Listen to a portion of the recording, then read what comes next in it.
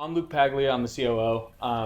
Really, it's an honor to be here. Thank you for having us. And you seems like we're with a lot of big fish. We're a little fish, honestly, in this pond, but we're also using a lot of this technology that we're talking about today to serve our IP and what we've created.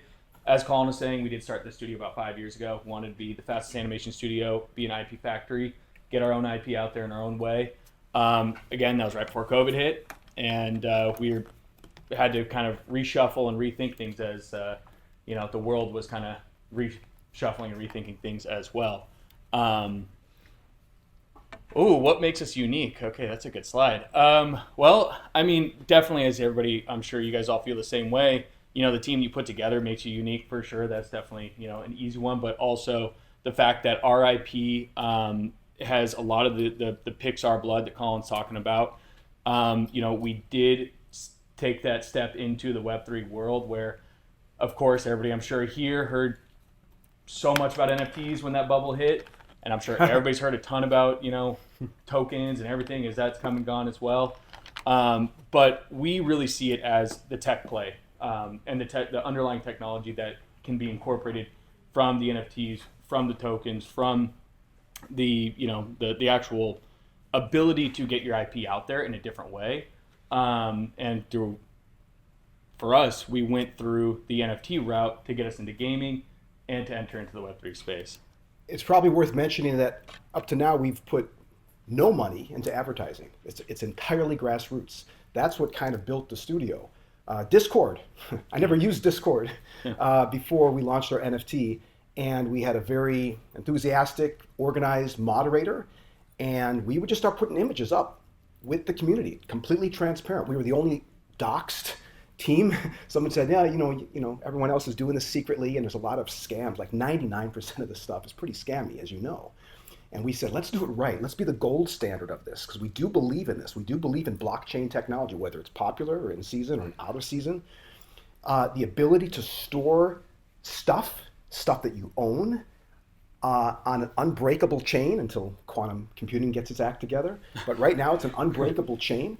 And so it seems a way that people can do stuff, earn stuff, buy stuff in some kind of identity that lives inside the game and outside the game.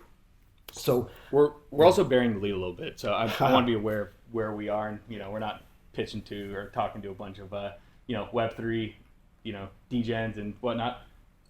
As we started this company, we wanted to again be the fastest animation studio around. So we did kind of center everything around the Unreal Engine. Centered it all around having the fastest animation pipeline that we could do for our IP.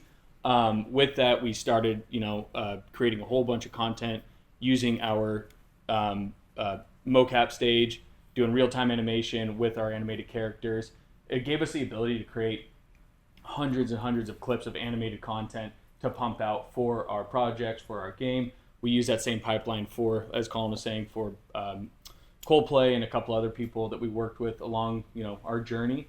But really, kind of where we're at today and what makes this studio kind of fun is that we do have the ability to work from home, of course, also in studio is a big, big part of it. But, having the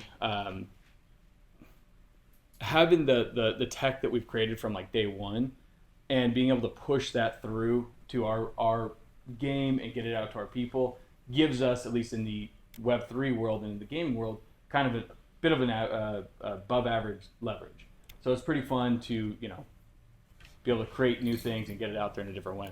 These characters, it's kind of funny to look back at these right now. So this is before AI, well, before the generative AI that we know today. So we created 9,000 of these hooligan rabbits with all different traits, different hairstyles, costumes, and so on. And then you start mixing and matching these together, and you can get millions of combinations. You get 10 hairstyles, 10 skin colors, 10 outfits, 10 weapons, and all of a sudden you're in the millions and millions. And so one of the rules of owning something is you want scarcity. So we had to limit this down to 9,000.